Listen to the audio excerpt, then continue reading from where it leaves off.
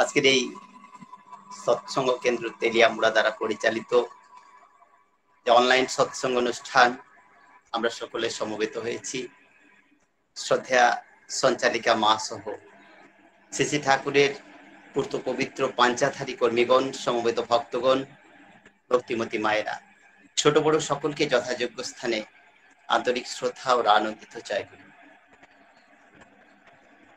আমরা একটা ভাদ্র মাসের সন্ধ্যায় পরম প্রেমময়ের গুণকীর্তনে রত হয়েছি। পূর্ণ ভাদ্র মাস আমাদের নিকট চির পবিত্র।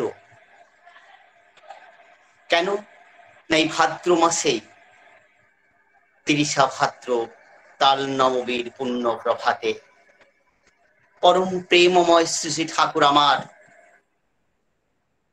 এই ধরাধামে অবতীর্ণ হলেন মাতা মনমোহিনী দেবীর কোল আলো করে। ধন্য হলো পৃথিবী, ধন্য হলো জীব জগৎ, আপামোর সকলে।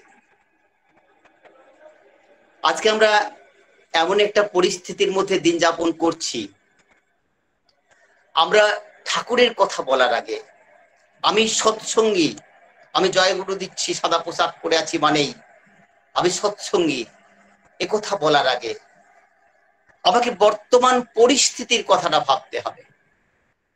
বর্তমান পরিস্থিতিতে দাঁড়িয়ে আমরা কে কতটা ভালো আছি সেই দিকে একবার দৃষ্টিপাত করতে হবে। আজকে আমরা যে জটিল পরিস্থিতির মধ্যে অবস্থান করছি, আমাদের সত্য ত্রেতা দাপর কলি, তো আমরা সেই কলির শেষ অবস্থানে এসে পৌঁছেছি। সেই কলিহত জীব পাপাচারে পরিপূর্ণ, হিংসায় উন্মত্ত পৃথিবী, চারিদিকে যেন ধ্বংসের দামামা পাচ্ছে। সেই জায়গায় দাঁড়িয়ে আমাদের একটা এমন পরিস্থিতির উদয় হয়েছে যে আমার মনে হয় যে আমরা জানি পৃথিবী সর্বংসহা ধরিত্রী, সেও যেন আজ অসহায়। মনুষ্যকৃত পাপ ভারে সেও যেন আজ জর্জরিত। সে যেন বারবার বলছে, মানুষ, তোমাকে বহন করার ক্ষমতা আমি হারিয়ে ফেলেছি।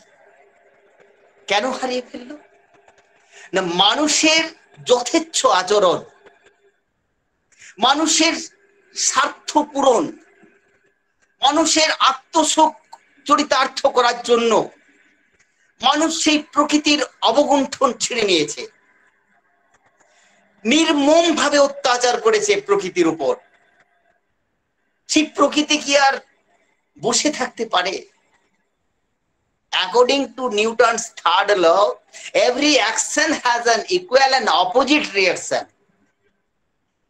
তুমি তাকে আঘাত দেবে, তার বিনিময়ে তুমি আঘাত পাবে না, তা কি করে হয়? অপরের প্রতি করো সেই আচরণ তুমি নিজে পেতে যাহা করো আকিঞ্চন।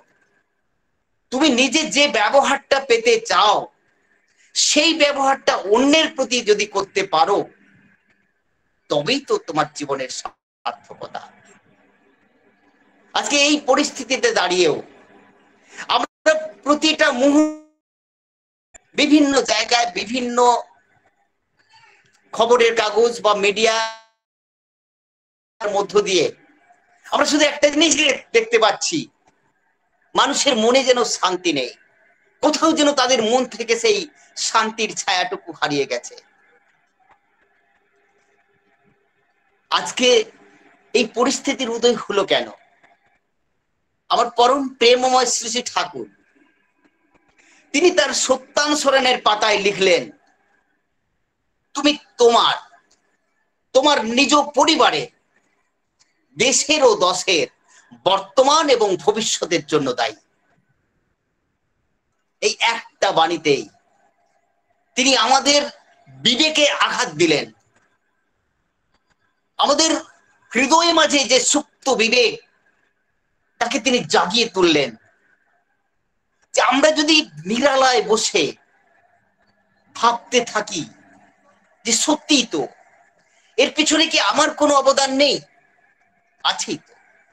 আমরা প্রত্যেকেই প্রত্যক্ষ এবং পরোক্ষভাবে এর জন্য দায়ী।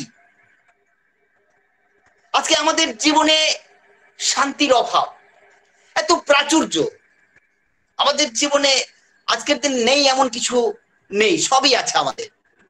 বিজ্ঞান পারে না এমন কিছু নেই। বিজ্ঞান একটা নিঃসন্তান দম্পতির হাতে একটা সন্তান তুলে দেওয়ার ক্ষমতা রাখে। হচ্ছে তো। আজকে আর কাউকে বন্ধা বলা যাবে না, সেদিন পেরিয়ে এসে গেছে, সেদিন চলে গেছে।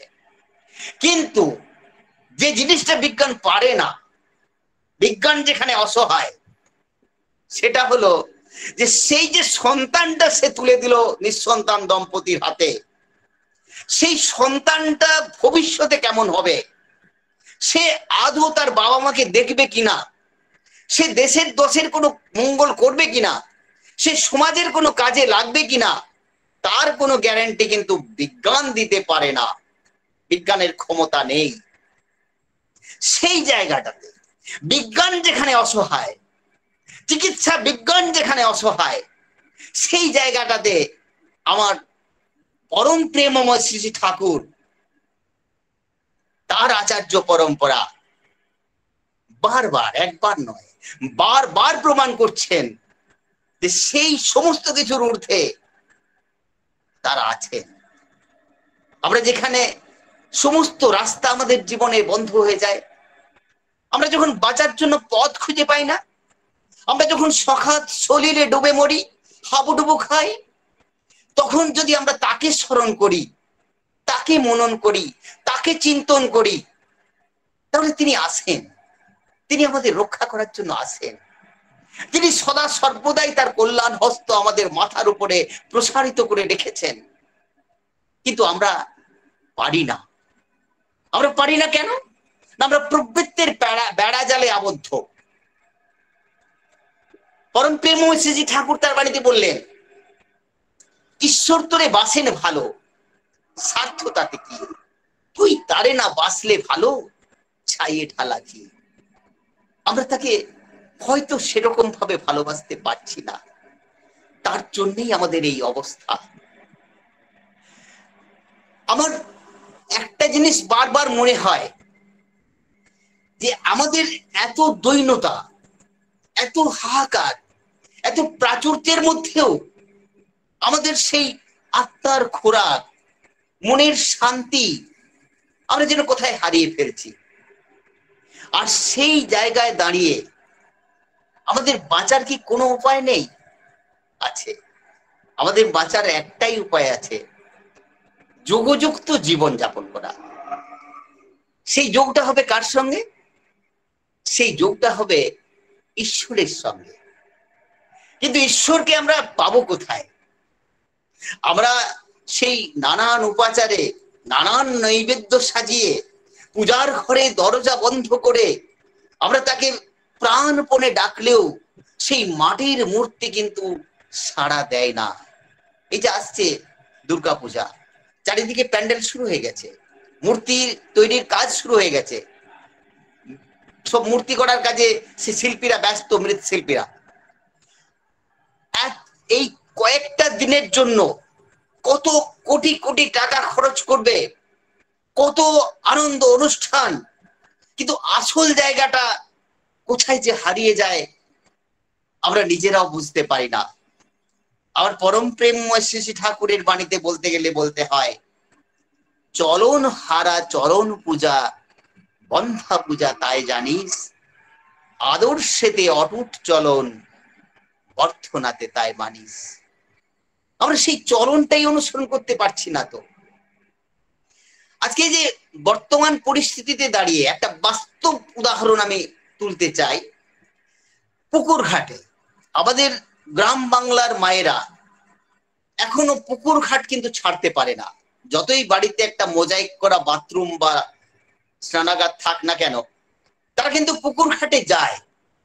তো সেই পুকুর ঘাটে যাওয়ার পর তিনজন মায়ের মধ্যে যখন কথা শুরু হয়েছে, একজন মা গর্ব করে বলছেন, জানো আমার ছেলে কানাডায় থাকে, সে বড় একটা চাকরি করে, বড় অফিসার, আমাকে টাকা পাঠায়, খবর নেই, ভিডিও কলে আমি তাকে দেখি, সবকিছু দেখতে পাই। আরেকজন বলছে আমার ছেলে আমেরিকায় বড় ডাক্তার, সে অনেক সম্পত্তির মালিক। আরেকজন মা, তার মনটা তখন বিষণ্ণ হয়ে গেল। সে মনে মনে ভাবছে আমি বোধহয় কিছু করতে পারলাম না, আমার ছেলেটাকে আমি সেভাবে শিক্ষিত করতে পারিনি, তাই আমার ছেলেটাকে তো এরকম কোনো বড় অফিসার বা কোনো ডাক্তার, বড় ডাক্তার করে গড়ে তুলতে পারিনি। কিন্তু সেই মায়ের হৃদয়ে আছেন কে? আমার পরম প্রেমময় ঠাকুর। তিনি সর্বদাই ঠাকুরকে নিয়ে ব্যস্ত থাকেন। সেই অন্যমনস্ক মা আমার সেই পুকুর ঘাটে উঠতে গিয়ে পিছলে পড়ে যাচ্ছিলেন। সঙ্গে সঙ্গে তার ছেলেটা, সেই তথাকথিত অশিক্ষিত ছেলেটা, যে কোনো বড় অফিসার হতে পারেনি, যে কোনো বড় ডাক্তার হতে পারেনি, সে ছুটে এসে তার মাকে ধরে বলছে, মা, মা তুমি পড়ে যাচ্ছিলে, এই বয়সে যদি তুমি পড়ে যাও, তোমার যদি কিছু হয়ে যায়, আমি কি করব তুমি বলতে পারো? তুমি একটু সাবধানে থাকতে পারো না? সেই মাকে তখন সে ভুলে করে যখন পুকুর ঘাট থেকে তুলে দিল, তখন বাকি দুজন মা, যারা ভেবেছিল যে আমাদের সন্তানের মতো সন্তান বোধহয় পৃথিবীতে আর কোনো নেই, তারা নির্বাক, তাদের মুখে বাক্য নাহি সরে, তাদের নিস্তব্ধতা, আমার মনে হয় এই আমাদের যতজন আমরা শুনছি সকলের প্রশ্নের উত্তর। তুমি যাই করো না কেন, যত প্রাচুর্যের অধিকারী হও না কেন, যত সম্পত্তির মালিক হও না কেন, তোমার হৃদয়ে যদি তিনি না থাকেন, তাহলে তোমার সব শূন্য শূন্য শূন্য শূন্য, কোনো লাভ নেই। তোমার বড় ডাক্তার, বড় অফিসার যদি তোমার কাছেই না লাগলো, তোমার কাছেই না আসলো, তোমাকেই যদি ভালো না বাসলো, তোমার শেষ পরিণতি যদি বৃদ্ধাশ্রম হয়, তাহলে তোমার কিসের তোমার অহংকার? কেউ নয় আমার, কেউ নেই, কিছু নেই, আমি একা, শুধু একা। আমি একাই এসেছি, আমাকে একাই যেতে হবে, তাই আমার অহংকার করার কিছু নেই। আমরা আমার আমার বলে এত ব্যাপৃত হয়ে যাই, এত মশগুল হয়ে যাই, আমরা ভুলে যাই তাকে। কিন্তু বস্তুতপক্ষে আমি যাদেরকে নিয়ে ব্যস্ত থাকি তারা কিন্তু আমার কেউ নয়। আর আমি যাকে ভুলে যাই, অবহেলা করি, তিনি আমার সব। আমার জন্মের আগে তিনি ছিলেন, আমার জন্মক্ষণে তিনি ছিলেন, আমার বর্তমান পরিস্থিতিতে তিনি আছেন, এমনকি আমার শেষ সময়েও তিনিই থাকবেন। আর আমি যদি তাকে সঙ্গে রাখতে পারি, তাহলে আমার পরপারেও তিনিই থাকবেন, বাকি কেউ থাকবে না। শুধু এই পরিস্থিতিটা, এই কথাটা আমরা ভুলে যাই বারবার। আমাদের জীবনের চরম সত্যটা কি? আমাদের জীবনের চরম সত্য মৃত্যু। আমরা জানি মৃত্যু অবশ্যম্ভাবী, ডেথ ইজ ইনএভিটেবল। মৃত্যুকে কখনো এড়ানো যায় না, যেতে পারে না। আর আমরা যারা মনে করি আমরা চির অমর হয়ে যাব, সম্রাট আলেকজান্ডার, তিনিও গ্রিক বীর আলেকজান্ডার, তিনিও ভেবেছিলেন যে আমি অমর হব। তার মনে অমরত্বের স্বাদ জেগেছিল। তিনি সমস্ত পৃথিবীটাকে ক্রয় করার মতো তার ক্ষমতা ছিল তখন। দুর্দণ্ড প্রতাপশালী বীর ছিলেন তিনি। তো তিনি যখন সেই অমরত্ব লাভের জন্য একজন সন্ন্যাসীর কাছে গেলেন, সেই সন্ন্যাসী তাকে বলেছিল তুমি অমরত্ব লাভ করবে, তুমি যদি এই সামনে গিয়ে কিছু দূর গিয়ে একটা সরোবর পাবে, সেই সরোবর থেকে তুমি যদি এক আঞ্জলা জল পান করতে পারো, তাহলে তুমি অমর হয়ে যাবে। গ্রিক বীর আলেকজান্ডার, তার মনে অমরত্বের স্বাদ জাগলো, সে চলে গেল জল পান করার জন্য। সে যখন জলটা তুলে পান করতে যাবে, তখন একটা দূর থেকে একটা কাক তাকে বলছে পান করো না, খেও না, খেও না, এই জল তুমি খেও না। কেন খাবো না? বলছে এই জলটা আমিও খেয়েছিলাম, আমারও অমরত্ব জাগার স্বাদ জেগেছিল, কিন্তু আমি এখন একা হয়ে গেছি, আমার আর কেউ নেই, আমাকে কেউ চায় না, তাই এই অমরত্বে কি লাভ? এমন অমরত্ব আমরা চাই না।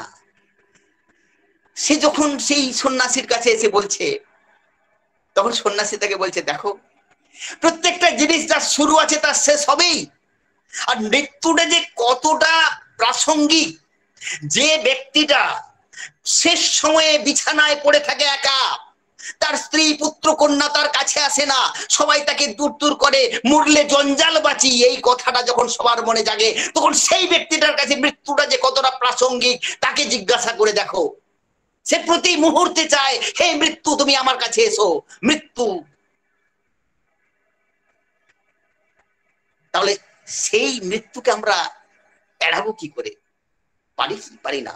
কিন্তু তবু এই সমস্ত কিছু জেনেও আমাদের পৃথিবীর সব থেকে আশ্চর্যের বিষয় এটাই,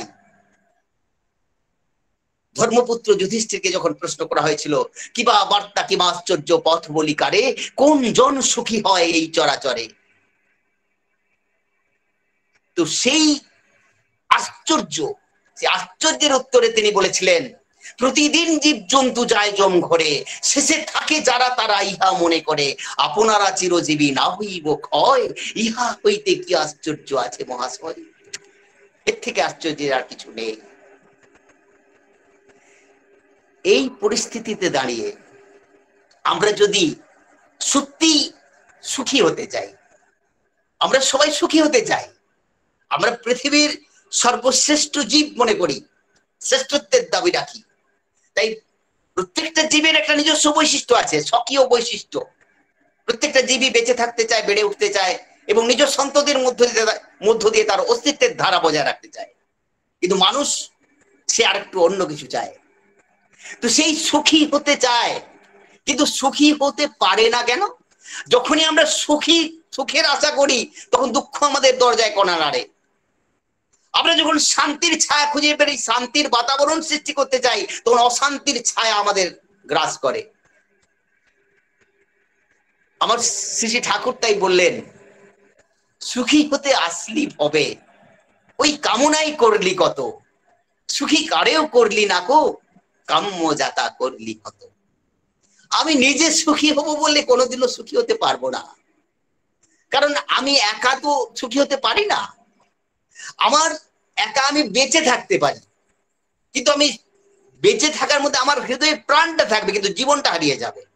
আমার জীবনটা শুধুমাত্র আমার একার মধ্যে না, কিন্তু আমার পরিবার, পরিজন, পরিবেশ, সমস্ত কিছুর মধ্যে আমার জীবনটা আছে।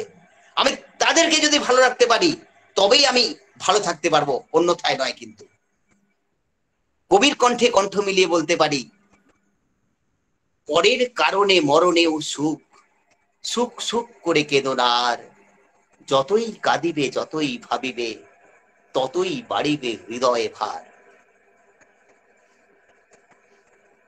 পরের কারণে, পরের জন্য যদি আমরা ভাবতে পারি, আমার শ্রী ঠাকুরের বাণী অমোঘ বাণী, অপরের মঙ্গল কামনাই নিজ মঙ্গলের প্রসূতি। তাই আমাকে বাঁচতে গেলে, আমাকে ভালো থাকতে গেলে আমি একা থাকতে পারি না, আমাকে সবাইকে নিয়ে থাকতে হবে। শ্রী ঠাকুর তাই বলেন, বাঁচো বাঁচো বাঁচো তুমি, পরিবেশের সবকে নিয়ে বাঁচো তুমি, বাঁচা বাড়ার তাপস হয়ে। আমাদের জীবনে এই বাঁচা বাড়া, এটাই তো ধর্মের মূল বিষয়বস্তু। পরিশেষে আমরা আসব যে আজকের যে পরিস্থিতি, সেই পরিস্থিতিতে আমাদের যা করণীয়, কি করলে আমরা শান্তিতে থাকতে পারবো, তার নির্দেশ কে দিতে পারে? আচার্য পরম্পরা দিতে পারে, আর কোথাও নেই। কিন্তু আমার মনে হয় এমন পৃথিবীতে এমন কোন একটা ধর্মীয় প্রতিষ্ঠান আপনি খুঁজে পাবেন না যেখানে আমরা একটা আশ্রয় খুঁজে পাই, যেখানে গেলে একজন মানুষকে দেখলে, আমি মানুষই বলবো, যদিও তিনি তার আচরণ দিয়ে বুঝিয়ে দিচ্ছেন তিনি সাধারণ মানুষ নন, কিন্তু তবু তার শরীরটা আমাদের মতনই, সাধারণ মানুষের মতোই, এবং আমাদের মতনই তাকে দুঃখ যন্ত্রণা ভোগ করতে হয়, কিন্তু তবু তিনি সদা সর্বদাই হাস্য মুখে আমাদের সমস্ত যন্ত্রণা নিজের মধ্যে ধারণ করে নেন। তিনি ব্যথাহারী মধুসূদন, আর কেউ নন, তিনি আমার শ্রী আচার্যদেব। আমাদের জীবন থেকে আমরা জীবনের কিছুটা সময় ব্যয় করে, কতদিন আমরা পৃথিবীতে থাকবো আমরা কেউ জানি না, কিন্তু যে কোনো মুহূর্তে আমরা যে বেঁচে আছি এটাই আশ্চর্য, যে কোনো মুহূর্তে আমাদের জীবনটা শেষ হয়ে যেতে পারে। তো সেই সামান্য একটু সময় সঞ্চয় করে আমরা যদি একবার শ্রী আচার্য সান্নিধ্য লাভ করতে পারি, তাহলে আমরা কি পাবো? আজকের দিনে দাঁড়িয়ে কেউ কি বলতে পারবেন আমরা কি কেউ কোনোদিন স্বর্গ দেখেছি? দেখিনি তো, না কোনোদিন স্বর্গ দেখেছি, না কোনোদিন স্বর্গ দেখতে পারবো। কিন্তু আমরা যদি শ্রী আচার্য সান্নিধ্য লাভ করতে পারি, আমরা জীবনের একটুকু সঞ্চিত কর্মফল পুণ্যফল খরচ করে যদি একবার সেই শ্রীধাম দেওঘর যেতে পারি, তাহলে আমার মনে হয় সেই দেওঘরের আশ্রমিক পরিবেশ, তার গাছপালা পশু পাখি সমস্ত কিছু দেখে আমাদের হৃদয় রাজ্যে গুঞ্জরিত হবে সেই সুর, এই তো দেশ, এই তো রে সেই প্রেমের তীর্থ মধুর বৃন্দাবন। সেই স্বর্গের নন্দন কানন যেটা আমরা কোনোদিনও দেখিনি, সেই নন্দন কানন আমরা দেখতে পাবো। আমরা কোনোদিনও দেখিনি দেবতারা কেমন হয়, দেবতাদের চাল চলন কেমন হয়, তাদের কথাবার্তা কেমন হয়। কিন্তু আমরা আচার্য পরম্পরার মধ্য দিয়ে আমরা যখন শ্রী শ্রী আচার্যদেব, আবার গৌরানীমা, আবার পূজনীয় অবিন্দা, তাদেরকে আমরা দেখতে পাই, তাদের কথাবার্তা শুনতে পাই, আমরা অনুভব করতে পারি স্বর্গে দেবতারা কেমন ভাবে অবস্থান করে, দেবতারা কেমন হয়, তাদের কথাবার্তা কেমন হয়। আবার শ্রী শ্রী আচার্যদেব ভগবান কিনা আমি জানি না, কিন্তু তিনি প্রত্যেকটা দিন, প্রত্যেকটা মুহূর্তে আমরা যদি নাট মণ্ডপে কয়েকটা সেকেন্ড অবস্থান করতে পারি, তাহলেই আমরা বুঝতে পারবো যে আমরা কি পেলাম। জীবনে এত কিছু করেও আমি যাদেরকে তথাকথিত আপন মনে করি তারা আমাকে কিছু দিতে পারেনি, কিন্তু সেইখানে আমরা কয়েক সেকেন্ড যদি থাকতে পারি, তাহলে জীবনের সমস্ত কিছু একসাথে পেয়ে যাই, যেটা ছেড়ে আমরা আর আসতে আমাদের ইচ্ছে করে না। মনে হয় যেন চিরদিন এখানে থেকে যাই, এবং সেই আমাদের হৃদয়ে একটা সুর বেজে উঠে, মাঝে মাঝে তবু দেখা পাই, চিরদিন কেন পাই না। সব সময় তাকে দেখতে ইচ্ছে করে, সব সময় তার সান্নিধ্য লাভ করতে ইচ্ছা করে, কিন্তু পারি না। আবার সেই সান্নিধ্য লাভ করার সঙ্গে সঙ্গে মনে পড়ে যায় সেই সেদিনের কথা, যেদিন শ্রী শ্রী ঠাকুর আমার বসে থাকতেন, সমস্ত বিভিন্ন প্রান্তর থেকে মানুষ আসতো, ছোট বড়, ধনী দরিদ্র, কাঙাল গরিব, সবাই তাদেরকে আসতো, তাদেরকে নিয়ে আপন করে নিতেন। আপন ভোলা সুরে তিনি তাদেরকে জিজ্ঞাসা করতেন, তোমরা সবাই ভালো আছো তো? তোমরা কোথা থেকে এসেছো? তোমরা খেয়েছো? কোথায় উঠেছো? ইত্যাদি। কোনো তত্ত্ব কথা নয়, কোনো নীতি কথা নয়, তথাকথিত কোনো ধর্ম উপদেশও নয়, নিতান্ত সহজ সরল প্রাণের কথা। সেই কথার মধ্য দিয়ে তিনি সকলের হৃদয় সিংহাসনে অবস্থান করলেন।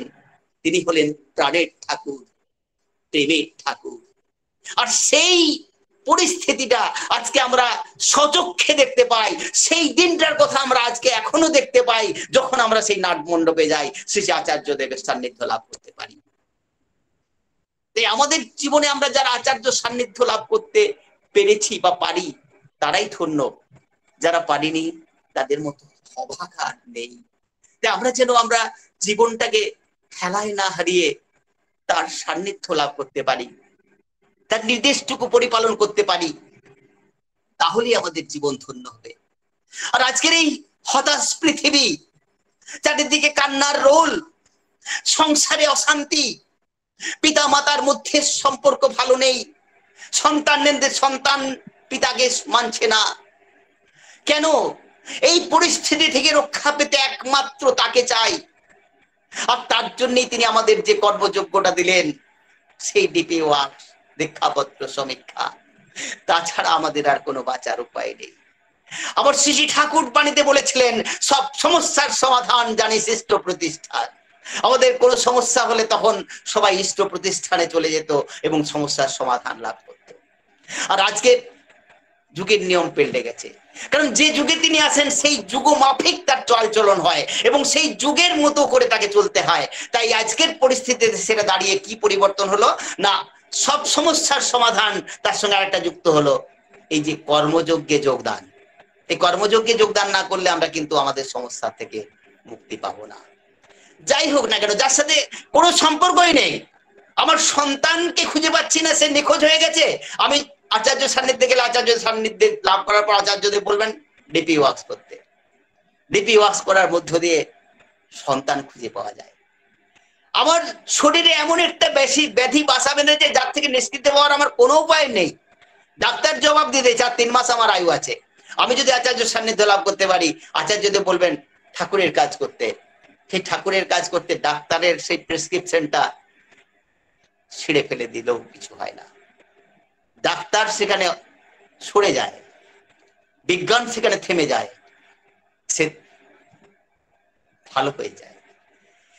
সমস্ত যেটার সঙ্গে কোনো সম্পর্ক নেই, মনে হবে যে এটা করলে কি এটা হয়, হয়। গভীর বিশ্বাসে সবই হয়। আমাদের মধ্যে যদি আমরা আমাদের এই অন্তর্রাজ্যে হৃদয় সিংহাসনে বিশ্বাসকে স্থাপন করতে পারি, তাহলে অন্তরে ধর্মরাজ্য প্রতিষ্ঠিত হবে। তাই আমাকে তাকে অনুসরণ করতে হবে, কেমন? বোকার মতো। তাকে বোকার মতো ভালোবাসতে হবে আর অন্ধের মতো অনুসরণ করতে হবে। চালাকি দ্বারা কিছু হবে না। কিন্তু আমি শুধু দীক্ষা নিলে জানিস মনে সবই হলো, তা কিন্তু নয়, তা কিন্তু নয়। নিষ্ঠা সহ যদি না চলো, তার পথে আমাকে চলতে হবে, আমাকে লতার স্বভাব অবলম্বন করতে হবে। আমরা সেই লাউ গাছের যেমন একটা ডালা দিতে পারি, সেই ডালাটা আমার মনে হয় সেই ডালাটাই তাকে দীক্ষা।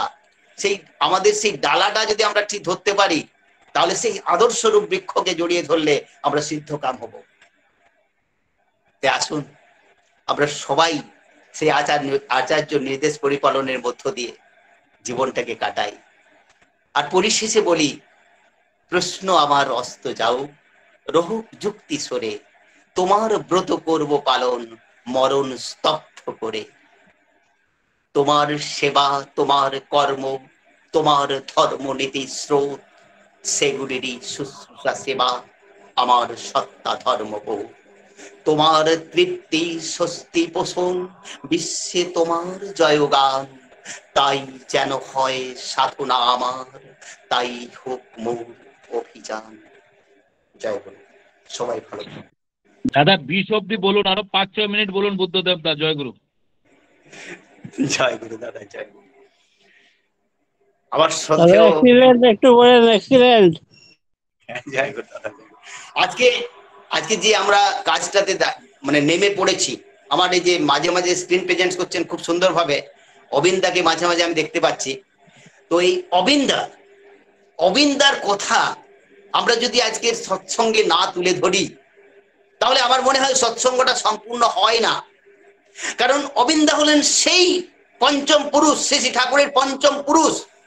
শ্রী ঠাকুরকে যেদিন একদিন প্রশ্ন করেছিলেন তার পার্শ্বদা কেষ্টদা বা অন্যান্য সকলে, যে ঠাকুর আমরা মুক্তির পথ কখন খুঁজে পাবো, তখন শ্রী ঠাকুর তার মানে এক বাক্যে স্বীকার করেছিলেন যে আমার পঞ্চম পুরুষ যেদিন আসবে, তিনি সেদিন বলে দিয়ে গেছিলেন যে অবিন্দা আসবে, অবিন্দা আসার কথা তিনি সেদিন বলে গিয়েছিলেন।